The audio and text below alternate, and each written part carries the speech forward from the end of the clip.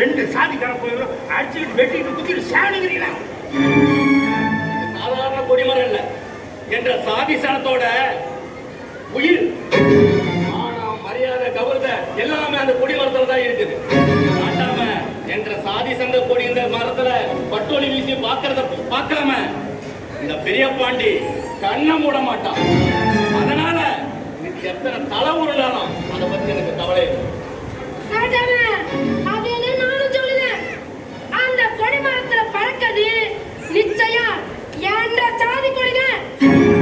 அதை எவனாலும் தடுக்க முடியாது.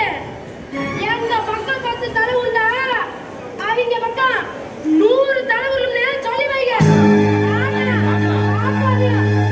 பெரிய பாண்டி பொறுமையா இருக்கலாம்.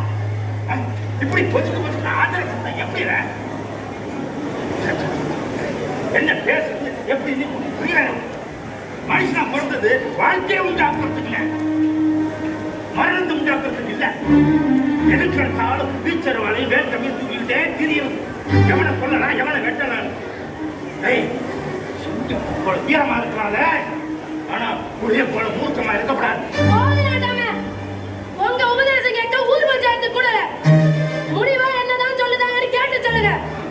அந்த கம்பத்துல என்ற சாதி கொடிதான் பறக்க வேணும். முடியாதாமணி, முடியாது. அது என் உயிரில் இருக்கிற வரைக்கும் அது நடக்கவே நடக்காது.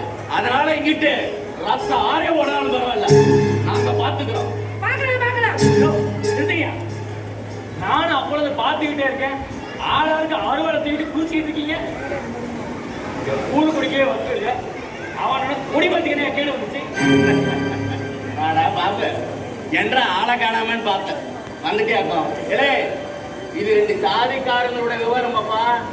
ஊர்ல ஒதுக்கி வச்ச பயலாம் இந்த ஊர் பஞ்சாயத்து பண்ணக்கூடாது. நியாயத்தை பேசுறதுக்கு சாதிய சமயம் இருக்கு. போன வருஷம் பஞ்சாயத்து எலெக்ஷன் அப்ப எங்க தோல் மேல கையை போட்டுக்கிட்டு உங்க தொண்டரா சேர்த்துக்கிட்டேன். எல்லாம் முடிஞ்சதுக்கு அப்புறமும் கருவேப்பிலை தூக்கி போடுற மாதிரி எங்களை தூக்கி போட்டுட்டேன்.